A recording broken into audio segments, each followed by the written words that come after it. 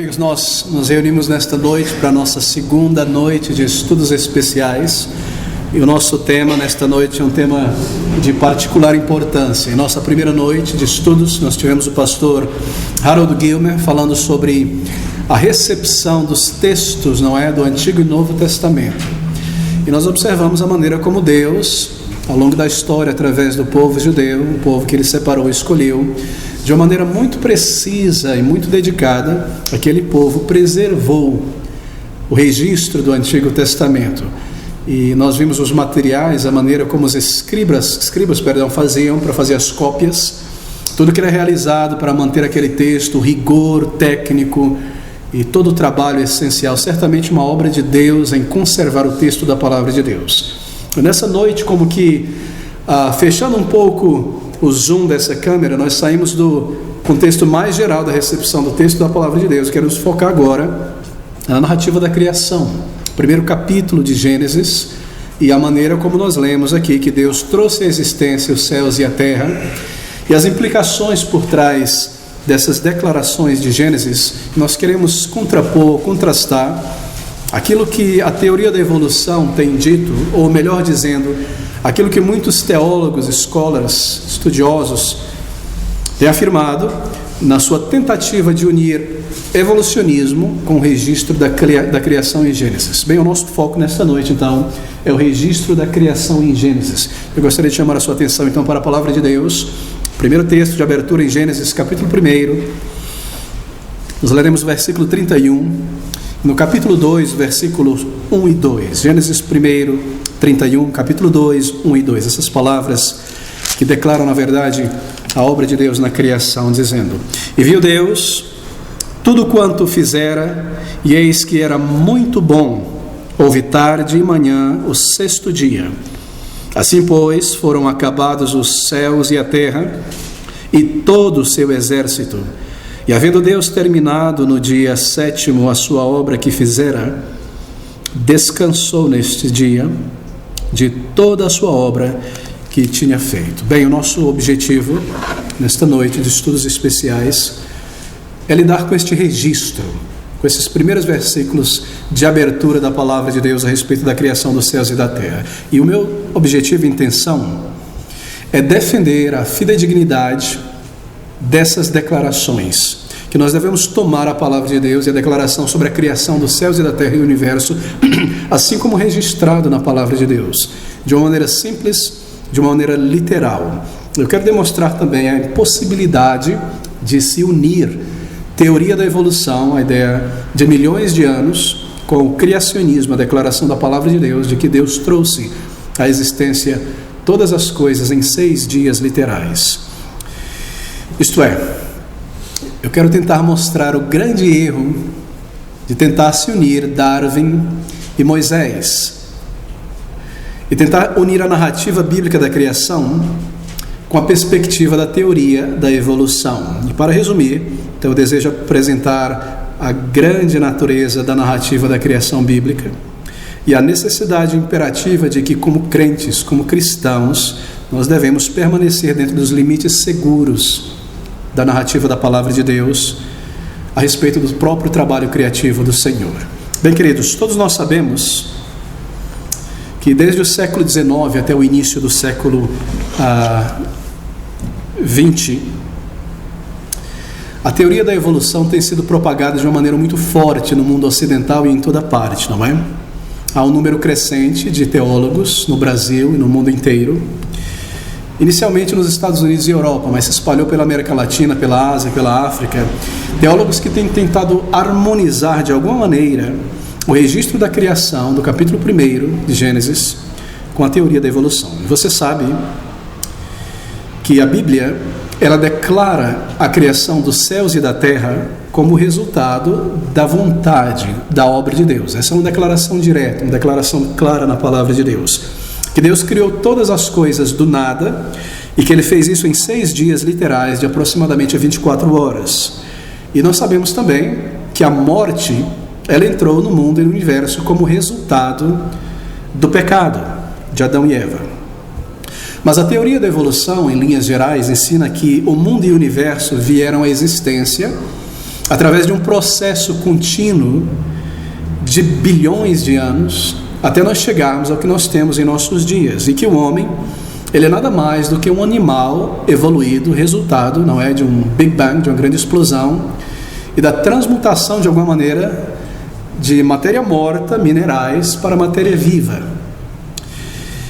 E a existência do homem, o surgimento do homem, foi, na verdade, quase o final dessa linha evolutiva, que passa desde anfíbios, não é, peixes, anfíbios, para répteis, para quadrúpedes e para símios, até então o Homo sapiens, não é? E nós temos o ser humano, ou seja, ele está enquadrado pela teoria da evolução em um processo evolutivo também, de uma espécie para dentro de outra.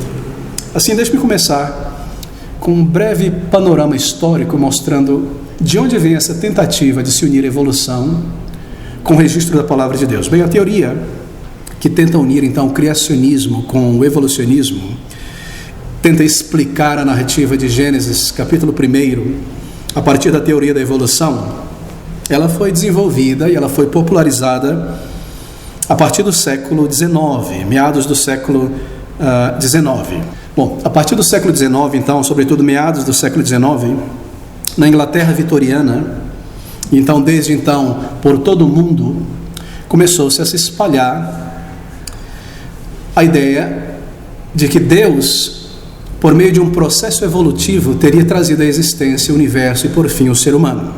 Você se recorda, talvez, de lições de história, que até meados do século XIX, todas as sociedades ocidentais, europeias, criam na narrativa bíblica da criação e também criam no dilúvio como a resposta para o estado atual da natureza em nossos dias.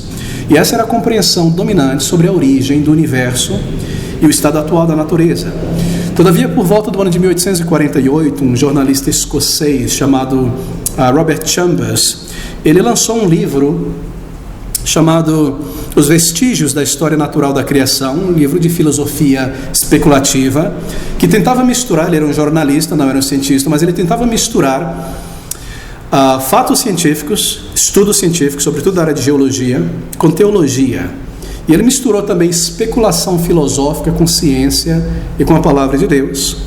E esse livro ali, ele começou a ensinar, baseado em especulação, obviamente, que Deus teria criado o universo a partir de um processo evolutivo, através de um processo muito longo, que Deus teria dado início à criação, teria dado corda no universo, e apenas depois de estabelecer as leis gerais da natureza, ele teria apenas acompanhado à distância, enquanto essas leis trariam à existência os animais e, por fim, o ser humano. E o seu argumento era que Deus tinha, então, criado essas leis gerais, fundamentais do universo e da matéria, e essas leis operando sobre a matéria ao longo de milhões e milhões de anos, trouxe à existência, então, a formação gradual de todo o universo, do planeta Terra e, finalmente, o aparecimento do homem. E o livro desse jornalista, ele trouxe, então, o tema da evolução, que estava até aquele período centrado em academias, agora para o ambiente público, através de um livro muito menos técnico, não é, mais jornalístico, com muita especulação. Esse livro se tornou muito popular, muito famoso, e as pessoas na era vitoriana começaram a ter acesso, uma sociedade que lia muito, não havia como nós temos hoje internet e televisão, e assim, com a divulgação deste livro, ele deu um passo muito grande para a propagação das ideias evolucionistas ou evolucionárias na sociedade inglesa, e desde a sociedade inglesa para os Estados Unidos e para a Europa como um todo. E em seu livro, ele tenta explicar a criação do planeta Terra e a formação das espécies sem incluir nenhum milagre, nenhum ato criativo da pessoa de Deus, isso é, da intervenção do Senhor no processo. E o livro também nega, esse livro ainda está em existência, você encontra esse livro, ele é impresso ainda hoje, ele nega também a participação de Deus na criação do próprio ser humano. Em linhas gerais, ele diz que Deus estabeleceu as leis do universo, e essas próprias leis operando sobre a matéria, de alguma maneira, nós não sabemos como, a inteligência cega, assim por dizer, trouxe à existência toda a complexidade, toda a vida que nós vemos em nossa volta. Agora, por que eu estou mencionando este livro em particular, Os Vestígios da História da Origem do Universo? Muito bem, porque esse livro, ele foi a primeira ponte que tentou de alguma maneira conectar a teoria da evolução com criação, criacionismo. Até então você se recorda que as pessoas eram firmes nas sociedades ocidentais em manter a sua crença de que Deus trouxe à existência todas as coisas. E não era apenas uma crença, mas nós temos visto um número de cientistas e de universidades que apontavam para isso através de suas pesquisas. Mas esse livro especulativo trouxe a teoria da evolução para fora do meio acadêmico e trouxe isso para a leitura, o acesso comum das pessoas comuns. E a popularização dessas ideias evolutivas, causada por esse livro, começou a gerar uma secularização gradual da sociedade inglesa. E por essa secularização gradual, esse livro, então, ele abriu o caminho, ou preparou o caminho, para uma recepção muito mais direta e mais forte no ano de 1859, do famoso livro de Charles Darwin, A Origem das Espécies. Bem, antes da vinda desse livro de Darwin, a propagação do livro de Chambers, aquele livro especulativo, ele levantou muitas críticas, é claro, muitos cientistas foram contra ele, e mesmo muitos homens de fé populares, muito conhecidos e respeitados na época, como o famoso pastor Spurgeon, ele se levantou contra este livro e contra esta ideia, dizendo que o livro ele negava o próprio cristianismo, não era um livro que tentava juntar Bíblia e ciência, era um livro que na raiz negava a palavra de Deus e negava o próprio cristianismo. Mas esse livro ele preparou então a mente e a cultura inglesa para a recepção tão aberta do livro de Charles Darwin, que tentava estabelecer uma teoria sobre o surgimento do universo, só que desta vez sem interferência alguma de Deus. Ou seja, Deus é tirado para fora da moldura. Então foi necessário um livro que preparasse então a sociedade, assim por dizer, para que um livro como esse, um estudo como esse, Darwin, fosse recebido de uma maneira tão grande como ele foi recebido. Bem, desde então, desde 1859, com o livro de Darwin, sobre a teoria da evolução das espécies, esse livro tem sido a força motriz para tentar desacreditar o registro bíblico de Gênesis, da origem divina do universo. Agora, pouco depois de Charles Darwin ter popularizado a sua teoria da evolução, muitas denominações cristãs, muitos teólogos começaram a procurar por uma maneira de reconciliar a sua crença em Deus, a sua crença em Gênesis, capítulo 1, com a teoria da evolução. Por quê? Porque a teoria da evolução tomou um aspecto científico. E muitas universidades já estavam tomando isso como um fato. Assim, muitas pessoas se sentiram abaladas, muitos teólogos também, sobretudo os liberais, se sentiram muito abalados com a nova ciência evolutiva e tentaram de alguma maneira reconciliar a sua crença no livro de Gênesis com a teoria da evolução. E assim nós chegamos ao ponto em que nós estamos hoje, em que grupos religiosos cristãos, os mais proeminentes, as principais denominações, eles parecem estar muito dispostos a aceitar a ideia de que Deus de alguma maneira usou a evolução, milhões de anos, para criar a vida. E nós vemos isso em toda parte hoje em dia. Você pode fazer uma pesquisa básica na internet e você encontra isso. Alguns ensinam, por exemplo, no meio cristão, que Deus ele pré-programou o universo de tal forma que os seres inevitavelmente evoluíram. Deus colocou esse programa na criação. E assim eles passaram de elementos químicos e eventualmente produziu-se a vida. E aqueles que aceitam este ensino, eles são conhecidos, ou melhor, a teoria, o ensino é conhecido como evolução teístas. Eles não acham que Deus interferiu no processo desde o momento em que Ele deu corda no mundo, e assim Deus é responsável apenas por trazer à existência a matéria inicial, as leis, e desde então a evolução tem tomado lugar e cumprido o seu papel de trazer à existência todas as coisas.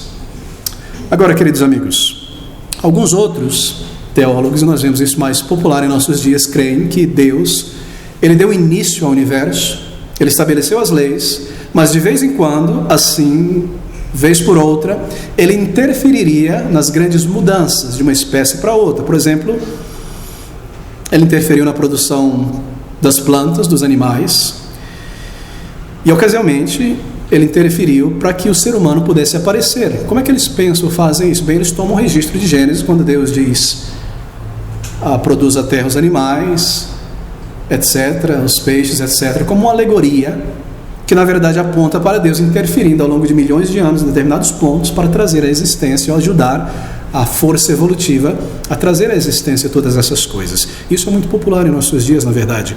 E essa tentativa de usar milhões de anos para explicar Gênesis ela se tornou muito, muito popular em seminários norte-americanos e na Europa também.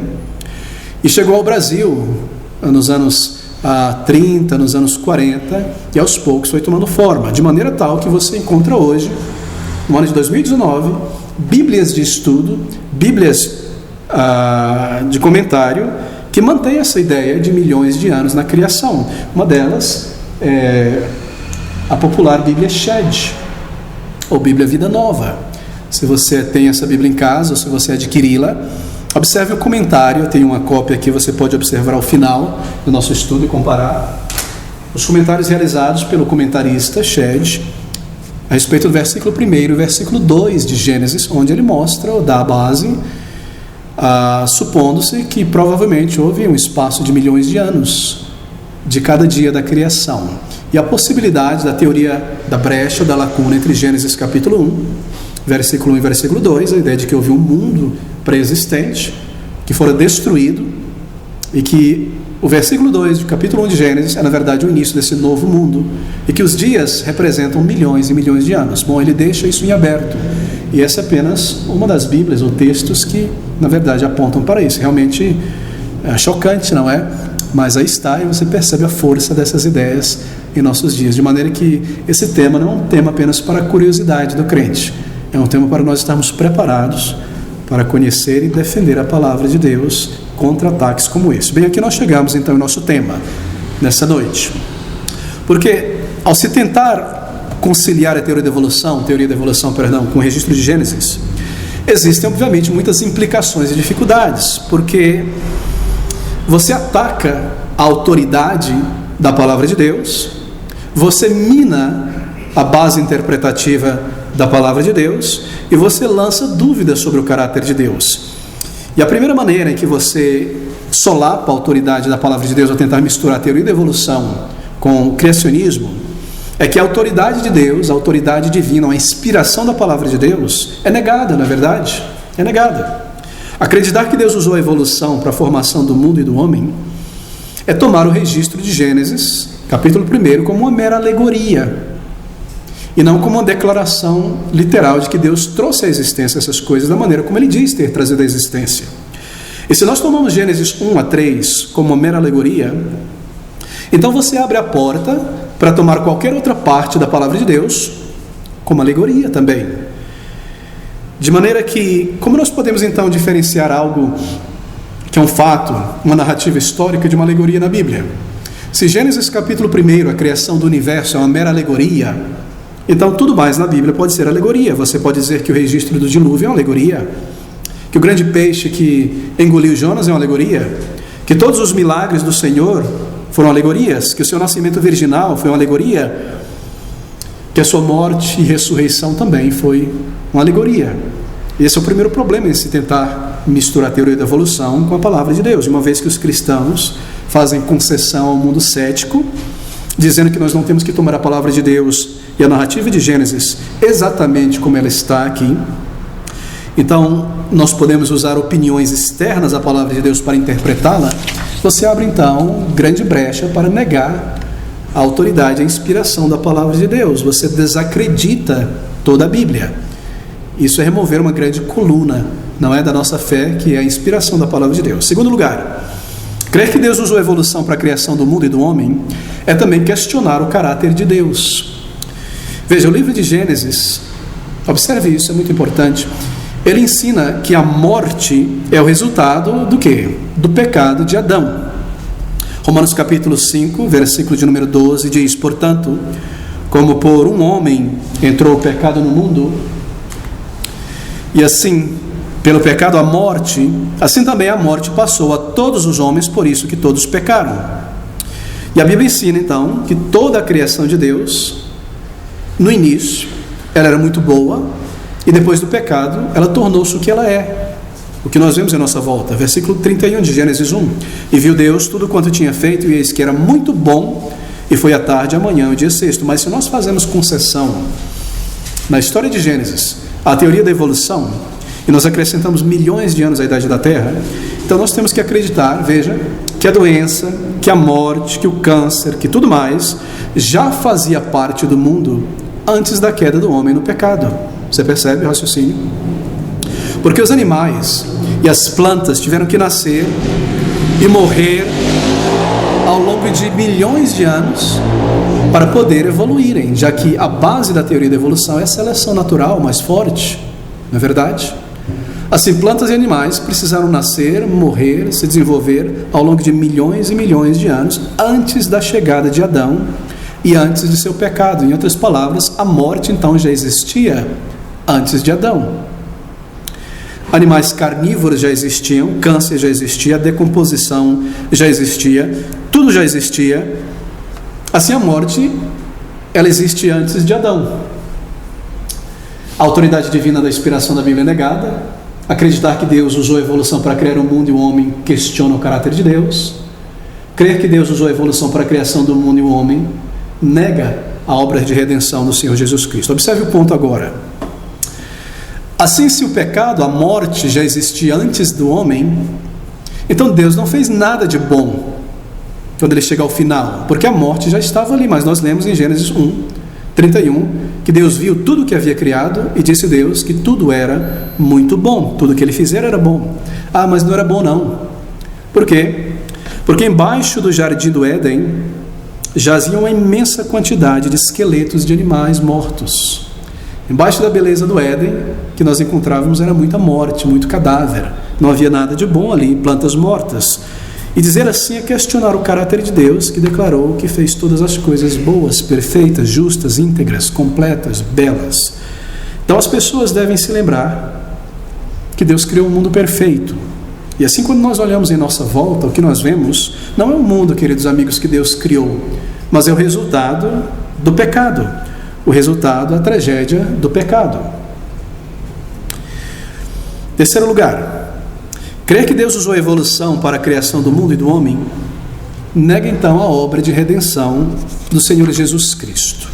Mais uma vez, se nós fazemos concessão na história de Gênesis, acrescentando milhões de anos de idade à Terra, cada dia da criação representa milhões de anos, então nós temos que acreditar que a morte já fazia parte do mundo antes do pecado de Adão, porque os animais, plantas tiveram que nascer, morrer ao longo de milhões de anos para irem evoluindo até chegar a Adão e cometer o seu pecado. A morte já existia. Mas veja, a Bíblia afirma que a morte ela veio ao homem e ao mundo como resultado do pecado de Adão. Foi assim que a morte veio ao mundo.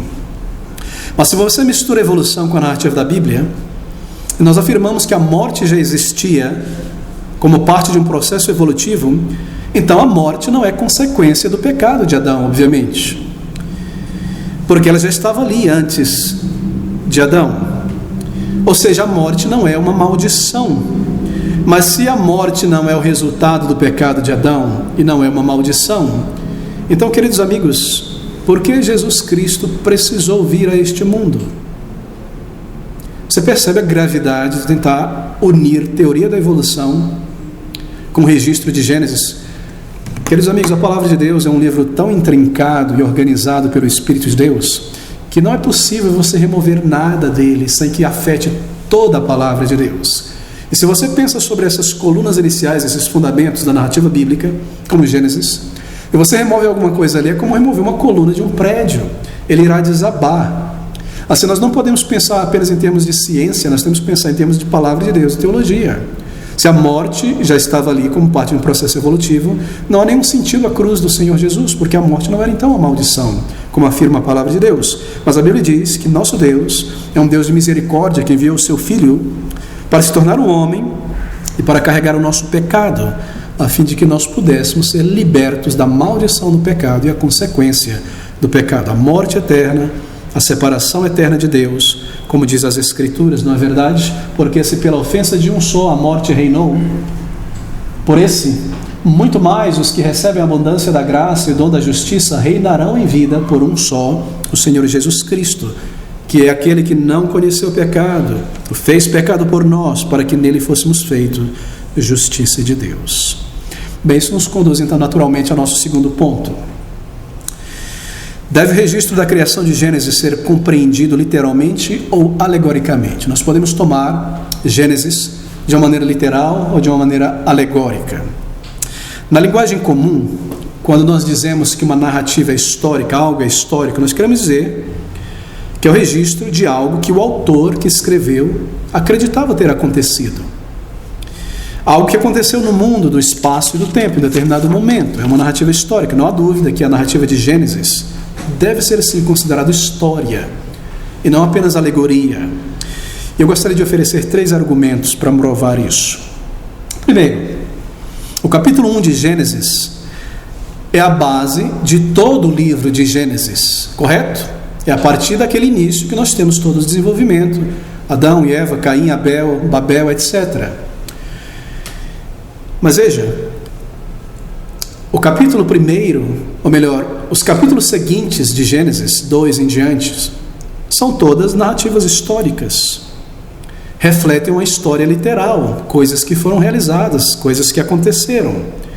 A parte restante de Gênesis, de 2 ao capítulo 50, é uma narrativa histórica. E assim, esses 3 primeiros capítulos, ou melhor, o primeiro capítulo dizendo, ele também deve ser compreendido como uma narrativa histórica. Como você pode construir uma narrativa que trata de fatos reais baseada em uma alegoria, no capítulo 1? Esse é o primeiro argumento da historicidade da narrativa histórica de Gênesis. Segundo, as características reconhecíveis da poesia hebraica, elas estão ausentes de Gênesis. Quando você considera o livro de Jó, por exemplo, ou Salmos, e aquelas características poéticas daqueles livros, você não encontra nada do tipo em Gênesis. Não há nenhum elemento poético no livro de Gênesis. Isso mostra claramente que o livro de Gênesis não deve ser tomado como poesia, como alegoria ou como uma metáfora. Terceiro, os documentos do Novo Testamento, incluindo o testemunho do próprio Senhor Jesus Cristo, consideram que a criação, a história da criação de Moisés, foi literalmente realizada. Por exemplo, Cristo ele baseia a legitimidade do matrimônio no registro da criação. Criou Deus homem e mulher. Isso mostra que ele também cria no registro literal, histórico de Gênesis. Além disso, Jesus Cristo, o Salvador, argumentou que a criação de Adão e Eva estava no começo da criação. Não foi assim no princípio, disse ele, no começo, criou Deus homem e mulher e disse, deixará o homem seu pai e sua mãe, isso no começo da criação. Ou seja, não bilhões de anos depois. Portanto, Gênesis não é uma poesia, uma saga, um mito, mas é história direta, na medida que é uma revelação de Deus, é também um registro preciso do assunto que trata. E a tentativa de unir então Moisés e Darwin é realmente o epítome da loucura exegética. É quase infantil você encontrar calhamaços de livros de estudos tentando unir estas coisas, deixando de fora, não é, o raciocínio óbvio da necessidade de Cristo vir como Salvador, o pecado ser o resultado a morte ser o resultado da queda, e toda a autenticação do Novo Testamento sobre o livro de Gênesis. Bem, muito dano é causado à palavra de Deus ao cristianismo se nós rejeitamos então a noção de um Gênesis histórico. E certamente o princípio estabelecido ali no Salmo 11:3 se aplica aqui nesse ponto. Se os fundamentos forem destruídos, o que fará o justo? O que nós faremos então? Onde nós vamos colocar a nossa fé? Se os fundamentos da narrativa bíblica é abalado dessa maneira. Bem, deixe-me dar então um exemplo da literalidade de Gênesis. A questão então é, Deus realmente criou tudo em 6 dias ou não? Os 6 dias da criação são dias literais ou dias alegóricos? Bem, é um bom exercício ler o livro de Gênesis, o capítulo 1, e tentar deixar de lado influências externas. Porque influências externas fazem com que você tenha uma percepção pré-determinada do que a palavra dia significa em Gênesis capítulo 1 e 2. Deixe que as palavras, quando você lê, falem por si mesmo.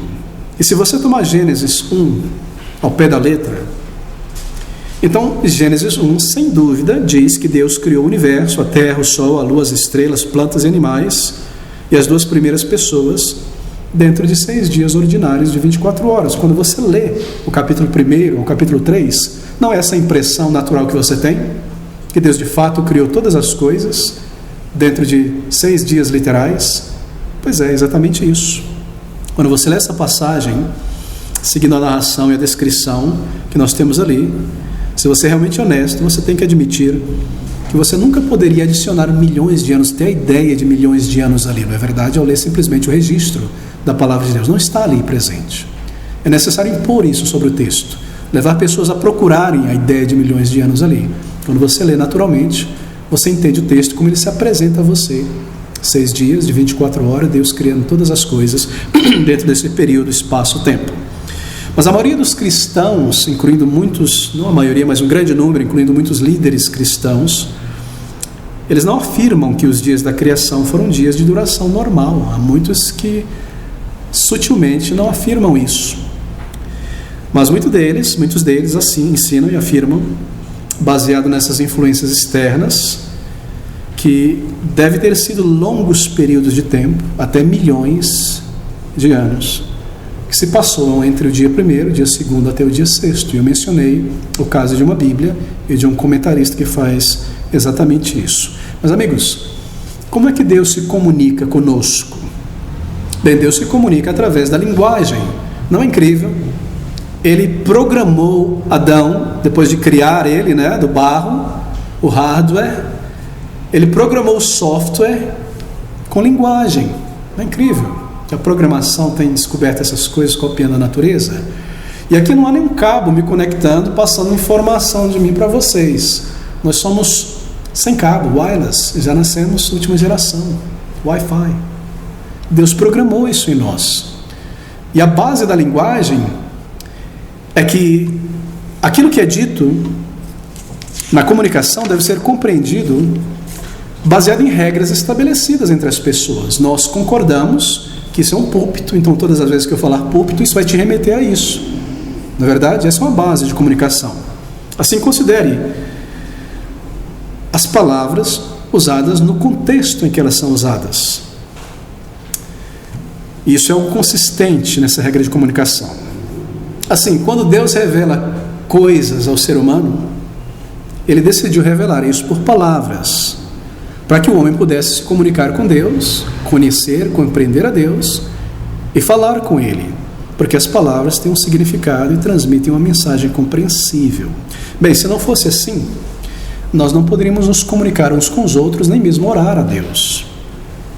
E assim, para entender o significado, é esse ponto que eu quero chegar, para entender o significado do dia, a palavra dia em Gênesis capítulo 1, nós precisamos determinar então uma palavra hebraica usada para dia, a palavra yom, é usada no contexto das Escrituras. O que Deus quis dizer com a palavra dia? Quis Ele dizer dia significa milhões de anos? Quis dizer dia significa um dia de 24 horas aproximadamente? Bem, considere esses argumentos.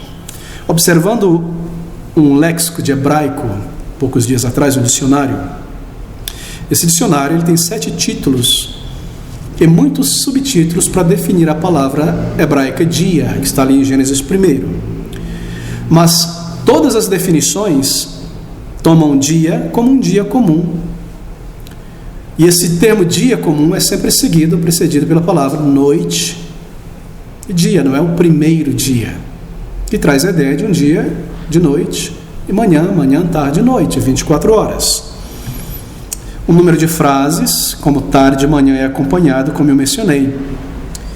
Fora de Gênesis capítulo 1, essa palavra dia é usada 359 vezes, e cada uma delas significa dia normal também, de 24 horas. Por que então Gênesis 1 seria uma exceção para a palavra dia? Ele significaria milhões de anos, quando o mesmo termo no hebraico, em todo o Antigo Testamento, significa um dia normal. Bem, se nós estivermos dispostos a permitir que as palavras da língua nos falem de acordo com o contexto e definições normais, sem serem influenciadas por ideias externas da evolução, então a palavra para dia, encontrada em Gênesis capítulo 1, como nas frases tarde e manhã, o dia primeiro, as palavras noite e dia, obviamente significa então um dia normal de 24 horas. Agora, eu tenho uma citação de Martinho Lutero aqui. Nos dias de Martinho Lutero, alguns dos estudiosos da época na igreja disseram que Deus tinha criado todas as coisas em um único dia. Porque você começa a raciocinar filosoficamente, teologicamente, entre aspas, fugindo da Bíblia, e você começa a pensar, bom, mas Deus é poderoso demais. Ele não precisava ter criado em 6 dias. Tem alguma coisa errada, Ele pode criar em um dia só. Então vamos dizer que Deus criou tudo em um dia só.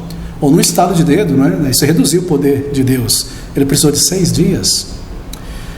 E haviam outros que diziam que possivelmente poderia ter sido muito mais do que apenas 6 dias. E Lutero respondeu da seguinte maneira: quando Moisés escreve que Deus criou o céu e a terra e tudo o que há neles em 6 dias, aceite que este período continua a ser de 6 dias, e não ouse inventar nenhum comentário segundo o qual 6 dias foram um só dia, ou muitos milhares de anos. Mas se você não consegue entender como tudo poderia ter sido feito em 6 dias, conceda ao Espírito Santo a honra de ser mais sábio do que você, porque você deve lidar com as Escrituras de tal maneira que tenha em mente que é o próprio Deus quem diz o que está escrito. E assim como Deus quem está falando, não é apropriado que você se volte à sua palavra buscando a direção que desejar seguir. Típico de Lutero, não é verdade?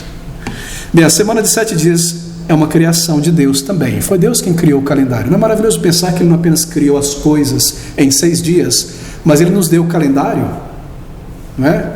Segunda, terça, quarta, 7 dias. Então o que Ele fez? Ele criou tudo em 6 dias e no 7º dia Ele descansou, Ele não criou nada. Por que Ele fez isso? Para criar uma semana de 7 dias. Claro, para que o ser humano o adorasse, descansasse, mas para criar uma semana de 7 dias. Talvez na tua mente tenha passado a ideia: bom, quando foi que o ser humano criou esse negócio de 7 dias, 1 hora, 2 horas? O calendário foi criado por Deus também. Algumas tentativas foram feitas ao longo da história em aumentar a semana de 7 para 10. Há mais ou menos 50 anos atrás, no Sri Lanka, tentou-se fazer isso, mas ninguém conseguiu. O corpo não aguenta, a mente não aguenta, tanto reduzir quanto aumentar demais. Perfeição não é a maneira como Deus criou as coisas. Ele nos deu também o calendário. Então a semana de 7 dias é uma criação de Deus. E em muitas passagens do Antigo Testamento, Deus ordena ao seu povo Israel que trabalhasse por 6 dias e descansasse em 1, afirmando o calendário que Ele havia criado no princípio e nos dado um dia em 7 para parar e não para emendar, e nesse dia adorá-lo, buscá-lo, reconhecer o Criador de todas as coisas. Ele deu um exemplo para os homens. Bem, nossa semana é modelada então nesse princípio. Agora, se Ele criou tudo em 6.000, preste atenção nisso. Se, como afirma a teoria da evolução, aqueles teólogos cristãos que tentam unir a evolução com o criacionismo, se Ele criou tudo em 6.000 ou 6 milhões de anos e não em 6 dias, seguido por um intervalo de 1.000 ou 1 milhão de anos de descanso, o 7º, não é? Então nós teríamos realmente uma semana muito interessante, não é?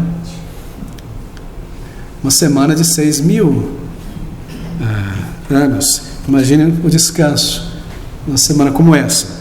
Bem, existem outros problemas com longos dias e interpretações semelhantes. Adão, por exemplo, nós lemos, foi criado no 6º dia, viveu até o 7º, e ele morreu quando ele tinha 930 anos de idade. Gênesis capítulo 5, versículo 5.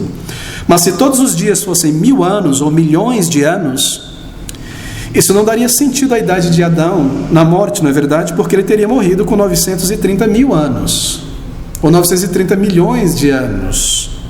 Se formos fiéis ao texto da palavra de Deus, nós devemos concordar então que os 6 dias da criação são dias normais de 24 horas e não uma representação alegórica de milhões de anos. E a implicação é essa então, e nos leva ao nosso próximo ponto. Desde que os dias da criação são dias então de duração normal de 24 horas, a conclusão lógica e bíblica é que a Terra então é um planeta jovem. A Terra é um planeta jovem. Mas por que eu vejo um planeta tão estragado, com aparência de um planeta muito, muito velho? Porque quando nós olhamos para esse planeta em nossa volta, ele não é aquilo que Deus trouxe à existência. O pecado trouxe isso, não é? Espinhos, catástrofes, então um dilúvio, bagunçando tudo, desordenando tudo, assim por dizer, não é verdade? Assim Deus também, quando Ele criou o mundo, embora belo, perfeito, Ele já tinha uma aparência de um mundo grandioso. Você se recorda como o Senhor Jesus Cristo, Ele trouxe à existência pães e peixes, não é verdade? A partir de um pão e de peixe. Quando Ele partiu aquele pão e aquele peixe, Ele criou, foi um ato criativo, não existia aquela multidão de pães e peixes, mas Ele criou eles com aparência já envelhecida, um pãozinho pronto para comer e um peixinho defumado para comer.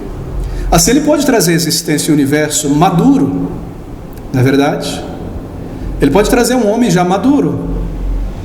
De maneira que a resposta para a grande pergunta é: quem veio primeiro, o ovo ou a galinha? A resposta é a galinha, porque Adão já veio maduro e dele saiu o ovo, ou melhor, seus descendentes. Assim, a Terra é um planeta jovem, é um planeta bastante jovem. Adicionando os anos das Escrituras, supondo que não há muitos lapsos ali nas genealogias de Gênesis, então a idade do universo é apenas de 6 a 7 mil anos. É um planeta muito jovem. Alguns chegam a esticar um pouco a 10 mil anos, eu penso que não. 6 mil anos apenas. Que desastre, não é? Que o pecado trouxe. Porque parece um mundo realmente de 100 mil anos, em decomposição rápida. Mas isso é consequência do pecado. Bem, mas alguns podem argumentar o seguinte: e o carbono 14, o bendito carbono 14, ele não desprova a ideia de uma Terra jovem? Bem, como funciona então a datação do carbono 14? Não há como, me desculpe, mas eu preciso ser um pouco técnico agora nessa explicação. Gostaria que você acompanhasse. Bem, a radiação do Sol, quando ela atinge a atmosfera ao longo do dia, não é, constantemente, ela converte alguns isótopos nitrogênio 14, transforma esse nitrogênio 14, o número de moléculas, em carbono 14. Os organismos vivos ali, não é, vão absorver, incorporar constantemente esse carbono 14 em seus corpos, juntamente com outros isótopos. Então, essas plantas, por exemplo, elas são ingeridas pelos animais, ou essas plantas, esses organismos são ingeridos e morrem, e não podem incorporar mais carbono. Deixa eu tentar me resumir isso aqui. O carbono é produzido aqui, os animais absorvem, as plantas também, e no momento que eles morrem, eles não incorporam mais o carbono, ok? Está cheio ali o pacote, a teleonomia está inativa, não estão mais ligados ao Sol, não absorvem mais, e não incorporam mais o carbono 14. Quanto mais antigo for um organismo que morreu, menos carbono 14 naquele organismo, naquele corpo haverá. Por quê? Porque depois da morte, a decomposição vai perdendo gradativamente aquele carbono 14 acumulado, muito lentamente. Estou tentando explicar como funciona a datação do carbono 14. E a taxa de carbono vai diminuindo no corpo desses organismos, não é? Desses organismos. Então, se nós medirmos a taxa de decomposição beta em uma amostra orgânica, isto é, se nós pudermos medir a taxa de decomposição do carbono em um desses animais e saber a velocidade em que está perdendo carbono, então nós podemos medir a idade desse organismo e dizer quando ele morreu. Por quê? Porque todo organismo acumula uma quantidade máxima de carbono e morre com essa quantidade e vai perdendo. E pela velocidade de perca desse carbono 14, nós podemos medir o tempo de existência desse animal baseado ali no fóssil, não é? Tem tanto de carbono nesse pedaço de osso, sobrou tanto, então tem tantos anos, ou milhões de anos supostamente.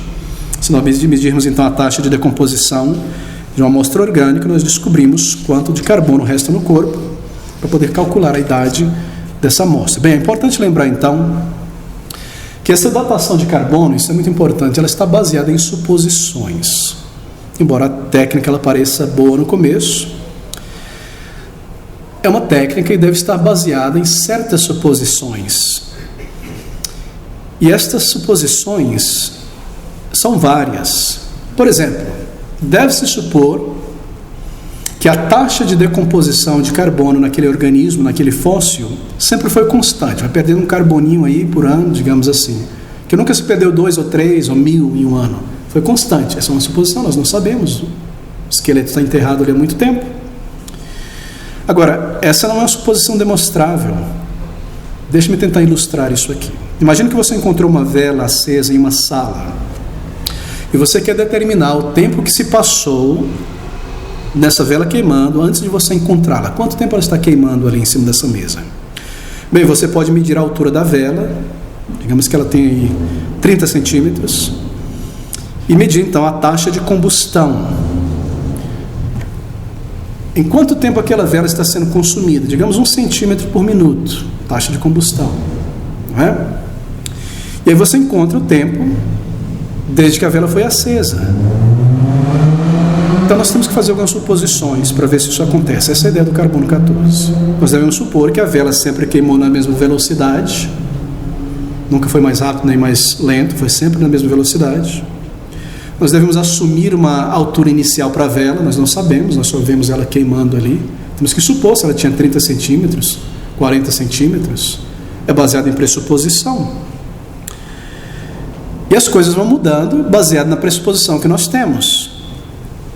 Agora, os cientistas não sabem a taxa de decomposição do carbono em animais ou em fósseis, se é constante ou se não é.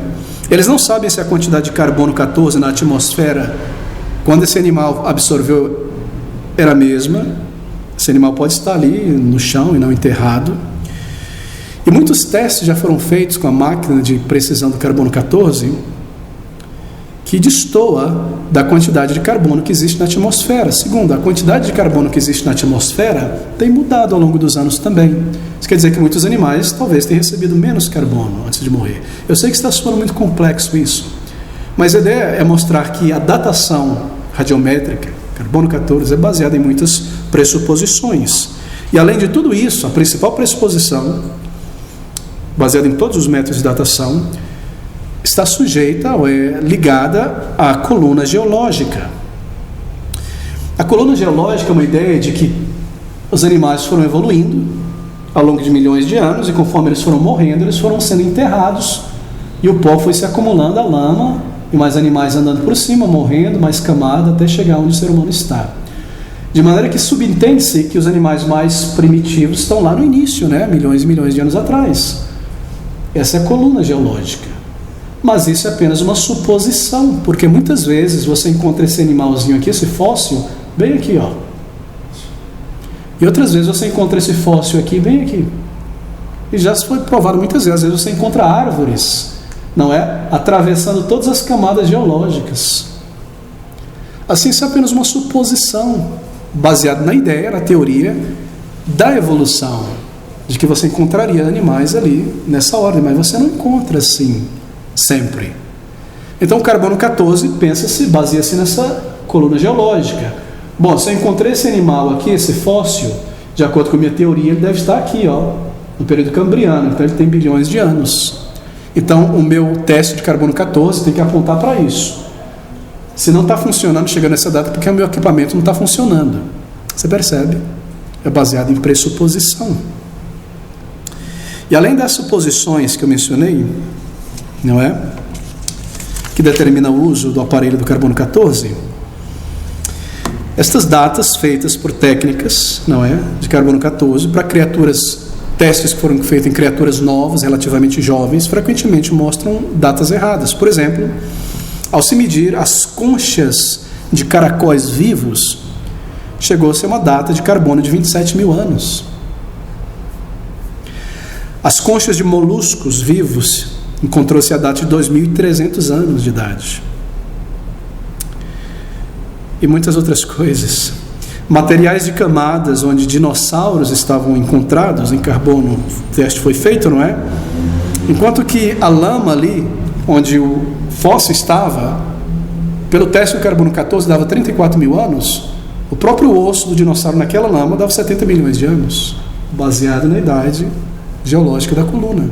Então essas coisas não são ensinadas na escola, elas são impostas na cabeça do licenciado na universidade, e você e eu recebemos isso aí na escola sem questionar. São teorias tomadas como fatos, como verdades. Portanto, essa datação radiométrica do carbono 14 não teria sido viável se a coluna evolutiva geológica não tivesse sido erguida primeiro, baseada na teoria da evolução. Mas, queridos amigos, na maioria das vezes que é utilizada essa técnica do carbono 14, tem se aproximado muito do que os criacionistas têm afirmado, uma terra jovem. Assim, o carbono 14 é realmente um amigo do cristão, porque apoia uma terra jovem, na verdade. Bem, outra questão, então, que surge é essa. A criação, ela foi do nada, ex nihilo. Criou Deus, a parte do ex nihilo, a palavra latina, não é? A partir do nada. Criou Deus, todas as coisas do nada, ou já existia uma matéria prévia ali, ele pegou essa matéria prévia e trouxe a existência. A criação foi ex nihilo. Deus criou essa terra jovem do nada ou a partir de algo. Bem, o termo criação ex nihilo se refere a Deus criando tudo do nada. Gênesis 1, capítulo 1, versículo 1, afirma que no princípio Deus criou os céus e a terra. Ele criou no princípio. Ou seja, antes daquele momento, do princípio, não havia nada. É isso que a Bíblia está afirmando aqui nesse versículo. Deus não fez o universo a partir de blocos de construção pré-existentes. Ele começou de fato do zero. Ele precisou criar, fazer os blocos. A Bíblia nunca declara expressamente, claro, que Deus fez tudo do nada, mas está implícito em toda a Bíblia. Hebreus 11:3 nós lemos, pela fé, entendemos que os mundos, pela palavra de Deus, foram criados de maneira que aquilo que se vê não foi criado do que é aparente. Isso significa que o universo passou a existir por meio do mandamento divino e não foi montado a partir de matéria ou energia pré-existente. As coisas visíveis não devem sua existência a nada visível, é o que o texto está dizendo. Bem, os seres humanos podem ser muito criativos, na verdade, nós podemos criar muitas coisas, mas nós não podemos criar do nada. Nós só podemos criar a partir de matéria pré-existente. Tudo que está em nossa volta aqui, que nós vestimos, é criado de algo que já existia. O púlpito de uma árvore, o tecido do algodão. Nós criamos a partir de algo já existente. Somente Deus pode criar algo do nada, e veja, somente Ele pode trazer a inexistência, fazer desaparecer algo. O ser humano não consegue. Nós sabemos que uma lei básica da ciência, a primeira lei, não é? A lei de Lavoisier, você deve se recordar, não é? Da escola secundária, na natureza, nada se cria, nada se destrói, tudo se transforma. É verdade, somente Deus pode criar, somente Deus pode se destruir. Se você queima uma árvore, ela não desaparece, ela vira cinza, fumaça, átomos estão ali, energia. Se você comprime a energia, você tem tudo que está em nossa volta. O ser humano não consegue destruir, só Deus traz a existência e só Deus pode destruir. A palavra de Deus diz: eu sei que tudo quanto Deus fez dura para sempre. E de fato, quando Ele voltar a este mundo, o Salvador, Ele não irá destruir no sentido de aniquilar o mundo. Ele irá dissolver esse mundo, assim por dizer, e trazê-lo de volta à sua estrutura original e emancipá-lo e expandi-lo. Ele trouxe a existência no início, Ele irá restaurar. Mesmo os nossos corpos serão a partir desta matéria, porém corpos transformados, diz a palavra de Deus, corpos espirituais. Bem, queridos, é difícil para nós entendermos que Deus criou todas as coisas do nada, porque nós estamos dentro do espaço e tempo, dentro dessa moldura, não é? E nós somos criaturas assim. E nós mesmos não podemos criar nada de nada, mas apenas transformar o que já existe. Assim, a ideia de que Deus trouxe tudo a existência do nada não é algo natural para nós, não é verdade? Mas na verdade não é natural, é supernatural. Ele trouxe a existência pelo seu poder e não por um processo evolutivo, a partir de algo que já existia. Isso seria, entre aspas, natural. Bem, o termo criação ex nihilo refere-se então ao evento sobrenatural que foi o começo do universo, o momento em que Deus criou tudo a partir do nada. E nós lemos ali que Deus criou os céus e a terra era sem forma e vazia, trevas sobre a face do abismo, o Espírito de Deus se movia sobre a face das águas. Bem, veja, o objetivo dessa tradução que nós temos aqui é enfatizar essa questão crucial que Deus criou do nada todas as coisas. Agora, você já deve ter lido que outras histórias ou narrativas antigas da origem do universo, entre os babilônios, os egípcios, os gregos, mesopotâmios, eles assumem que seus deuses trabalharam com material já existente. Por exemplo, os gregos criam que Deus Criador, Demiurgo, não é? Ele havia criado todas as coisas a partir de uma matéria pré-existente. E você encontra isso em muitas culturas antigas, que os seus deuses trabalharam com material já existente. No entanto, o testemunho bíblico, tanto aqui na Palavra de Deus, em outros lugares, do registro histórico, não é? Insiste que no ponto inicial de todas as coisas, nada além de Deus existia, e que o que existe separado de Deus foi criado por Deus. Essa é a afirmação da palavra de Deus. As Escrituras afirmam isso em Hebreus, capítulo 11, versículo 3. Pela fé entendemos que os mundos, pela palavra de Deus, foram criados de maneira que aquilo que se vê não foi feito do que é aparente. Bem, mas a nossa próxima pergunta, então, na sequência é esta: Há uma lacuna, então, entre os primeiros versículos de Gênesis. Nós não podemos, então, unir a ideia da evolução com a narrativa de Gênesis. As consequências da morte antes de Adão, nega a vinda do Salvador, a sua cruz, tantos outros problemas, a necessidade de crer na literalidade dos 6 dias e não milhões de anos, e como isso afetaria a narrativa da palavra de Deus, a questão das datações, não desacreditam a afirmação da palavra de Deus, e como nós vimos também, então, nesse último ponto, que Deus trouxe à existência todas as coisas do nada. Agora, nossa próxima pergunta, então, é: há uma lacuna, uma brecha, um espaço entre o versículo 1 e o versículo 2 do primeiro capítulo de Gênesis? Em outras palavras, a ideia é: havia um mundo e um homem anteriormente em existência antes de Gênesis 1, 2. Gênesis 1 e 2 descrevem uma terra anterior e um homem anterior, que foram destruídos por causa do pecado, e Deus, em Gênesis 1, de 2 em diante, realmente descreve ali uma segunda criação. Bem, uma possibilidade gramatical na tradução do capítulo 1, versículo 1, traz essa ideia de uma lacuna. E a ideia por trás dessa tradução é que Deus, quando Ele começou sua obra de criação, a matéria já existia. E a tradução alternativa desse versículo é essa: quando Deus começou criando, veja, essa é a tradução da Sociedade Bíblica Internacional, e várias outras seguem esse modelo. Quando Deus começou criando o firmamento, a terra, esta era de início um caos. Você está observando a ideia de que Deus começou a partir de algo caótico e já estava ali? Quando Deus começou criando o firmamento e a terra, esta era de início um caos, e como uma massa amorfa, sem forma, com o Espírito de Deus planando sobre os vapores que enchiam as trevas. Então essa é uma tradução que traz essa ideia de que o mundo teria sido criado, fora destruído, e a partir dessa massa caótica Deus começou, então, Gênesis 1, versículo 2 em diante. É uma péssima tradução, obviamente, é tendenciosa. Agora, queridos amigos, isso tem sido chamado, então, de a teoria da lacuna, ou teoria da ruína, ou reconstrução, a teoria do intervalo, que diz que há uma brecha na criação, separando os 2 primeiros versículos de Gênesis 1. A teoria da brecha, ela pode ser descrita assim: Gênesis 1:1 se refere à criação perfeita inicial de Deus. Tudo que Deus fez foi belo, não havia pecado em lugar nenhum. Já o segundo versículo, por outro lado, assume que ocorreu uma grande catástrofe que fez com que a terra se tornasse um estado caótico através do julgamento de Deus. Essa é a primeira terra que foi destruída pelo julgamento de Deus. E de acordo com a teoria do intervalo, o estado sem forma e vazio, conforme registra em Gênesis 1:2, está em contraste direto, então, com a perfeita criação inicial.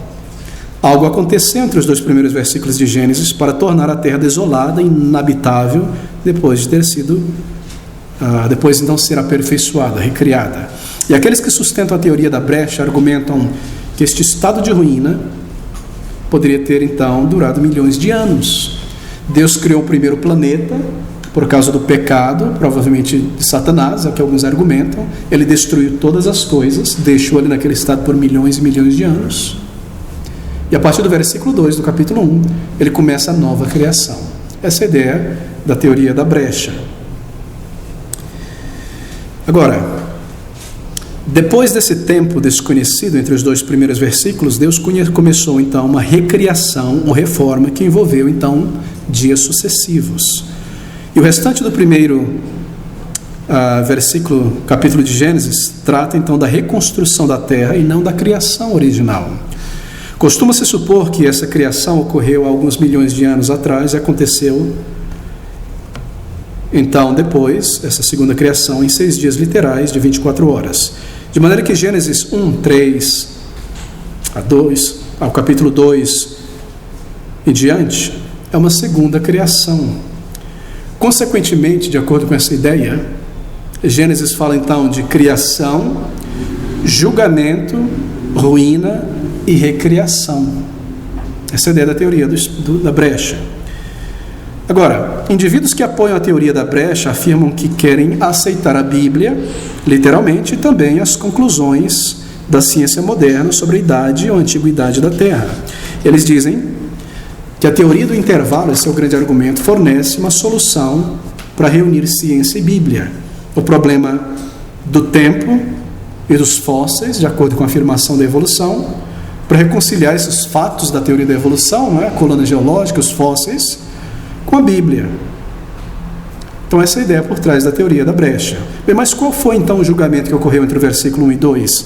Esse julgamento é frequentemente referido como inundação, devido à declaração de Gênesis 1:2, de que a terra estava coberta por água.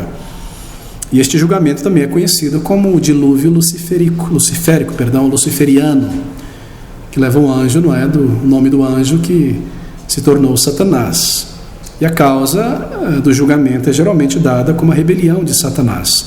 Havia uma raça pré-adâmica que pecou, todos os habitantes da terra foram julgados por Deus, deixando seus restos fósseis, mas as atuais plantas e animais que foram produzidas na segunda criação não têm qualquer relação genética com os animais e as plantas da primeira criação. Essa é a ideia. É porque se encontram muitos fósseis de animais diferentes e mesmo de seres humanos de grande estatura. Eles imaginam que isso pertence a uma primeira criação que foi destruída. Mas nós sabemos que o registro de Gênesis e o livro de Gênesis inteiro falam sobre seres tão diferentes que foram extintos aos poucos, mesmo no período do dilúvio. Bem, embora existam muitos bons crentes na Bíblia que aceitam a teoria da brecha, há problemas sérios com essa visão que a torna impossível de aceitar. Para começar, é muito difícil imaginar, não é, que a criação inteira do universo seja negligenciada em um único versículo e todo o restante é apenas recriação daquilo que já fora criado e destruído. Agora, Gênesis 1 é escrito como um relato direto da criação de Deus e não como um registro enigmático, não é? Deus está dizendo, e essa é a maneira correta de interpretar a lei Gênesis 1:1 e Gênesis 1:2. Veja, Moisés está dizendo à nação de Israel e a nós, inspirado, o que Deus fez. E como bom professor, bom pedagogo, ele inicia com o início, com uma introdução e desenvolve os seus pontos. Ele diz para os judeus, veja, tudo o que existe aqui, Deus criou no princípio. Bom, ponto inicial. No princípio criou Deus os céus e a terra. Perfeito? Introdução perfeita. E agora ele começa a desenvolver. E a terra que tem essa forma, esse conteúdo, bom, no início era sem forma e vazia. Você percebe o que ele está dizendo? Ele está dizendo, no princípio Deus trouxe à existência tudo que há, homens, animais, universo, estrelas, etc. E aí ele segue depois da introdução a dizer, então a terra, ela não tinha esse formato aqui, ó. Não tinha formato, a circunferência não existia e o conteúdo dela não existia, ou seja, existia só a canva em branco. É isso que ele está dizendo. E Deus começou a dar forma, vai ser redonda, vai ter terra, vai ter água, vai ter animal, vai ter planta. É isso que Moisés está fazendo, de uma maneira muito simples, pedagógica, dizendo, introdução, tudo que existe, Deus começou, criou do ponto zero no início. E tudo que existe não tinha forma, Deus deu forma, Deus deu conteúdo, ele foi desenvolvendo. É muito simples. É tão simples que nós não aceitamos, queremos complicar, não é verdade? Mas foi escrito dessa maneira para que fosse entendido por todas as pessoas. Que Deus lá no início trouxe a moldura do espaço e do tempo a esse formato e pôs o conteúdo. E aí ele segue dizendo como foi cada detalhe da criação, como um pintor. Pega a canva branca, dá o formato, daqui a pouco começam os detalhes. Vai trazer a existência e diz, voilá, tudo muito bom. Tudo belo, tudo maravilhoso. Essa é a ideia da narrativa. Simples, singela, assim como Deus transmite, para ser compreendida, não para ser complicada. Bem, Gênesis 1 é escrito então como um relato direto da criação de Deus, não como um registro enigmático. Agora, se Deus quisesse informar então a lacuna entre os dois primeiros versículos, ele faria isso claramente, não é? Nos diria o que teria acontecido antes. Não há nada no relato da criação de Gênesis que exige ou até indique um vazio, um espaço entre Gênesis 1:1 e Gênesis 1:2. Algo tem que ser lido na narrativa que não está ali para se ter essa ideia. Terceiro, não há nenhum versículo em toda a Escritura que ensina que houve uma criação anterior. em qualquer parte da Bíblia. Se houve uma criação antes de Gênesis 1:2, deveria haver pelo menos um versículo que diz isso explicitamente. Não é interessante como muita gente gosta de acrescentar coisas à Bíblia, não é? Onde não existe esse argumento do escuro, não é? Evasão. Bom, por trás dessa parede está escura, a gente não sabe o que tem lá, então a gente pode supor que há todo tipo de coisa lá. Mas isso é argumentar a partir do vazio, a partir daquilo que não é, não se tem base na palavra de Deus. Bem, não só não há versículo explícito sobre uma criação anterior, mas também as Escrituras argumentam contra essa ideia. Gênesis 2, 3 e 4, resumindo o capítulo anterior da obra de Deus, diz o seguinte: E abençoou Deus o dia sétimo e o santificou, porque nele descansou de toda a sua obra que Deus criara e fizera. Estas são as origens dos céus e da terra, quando foram criados, no dia em que o Senhor Deus fez a terra e os céus. Bem, esse é um registro então de quê? De criação e não de recriação. Assim, o próprio contexto fala de criação e não de recriação. Também, é mencionado em Gênesis 2, 3 e 4, a criação de quê? Dos céus, do universo. Entenda então que Deus colocou dentro da semana de 6 dias não só a criação do mundo, Ele criou também o universo em 6 dias. Como Ele poderia ter criado um planeta sem universo, destruído esse planeta, depois reconstruído outro planeta e depois criar o universo? Claro, Ele poderia. Mas nos é dito que dentro dos 6 dias da narrativa da criação, Ele não somente criou o mundo, mas criou também as galáxias e as estrelas. Tudo ali em 6 dias. E não é incrível que Ele começou a partir do planeta Terra e depois estrelas, galáxias e tudo mais? Isso derruba por inteiro a ideia de outra vida em outros planetas, não é? Esse é um dos pontos que nós podemos argumentar contra essa ideia também dos ETs. Bem, aqueles que tentam traduzir o verbo foi, era, como se tornou, esse é outro ponto importante. Gênesis capítulo 1, versículo 2, onde está escrito: e a terra era sem forma e vazia. Alguns tentam traduzir: a terra se tornou sem forma e vazia, não é? Para dar a ideia de que houve o caos, ela se tornou sem forma e vazia, e Deus começou de novo a dar forma. Então, aqueles que tentam traduzir o verbo foi ou era como se tornou, eles fazem sem nenhuma justificativa, porque a representação normal da palavra hebraica sempre é era, sem forma. Portanto, basear essa teoria da lacuna em uma tradução suspeita já está errado desde o começo. Embora a teoria da brecha ela intenta resolver esse suposto problema dos fósseis, não é como reconciliar os fósseis da teoria da evolução com a narrativa da criação. De repente, há muitos problemas aí. Primeiro, você tem que ler algo no texto que obviamente não está no texto. Não há um único versículo na Bíblia que ensina explicitamente uma criação anterior. Segundo, além disso, a teoria do intervalo rompe a conexão natural entre os 2 primeiros versículos da Bíblia, onde o texto não põe nenhuma interrupção, põe continuidade, introdução e desenvolvimento.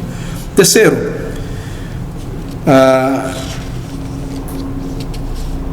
tentar colocar esse espaço constrói, na verdade, o nosso mundo sobre as ruínas de um mundo anterior, sem conexão entre os dois.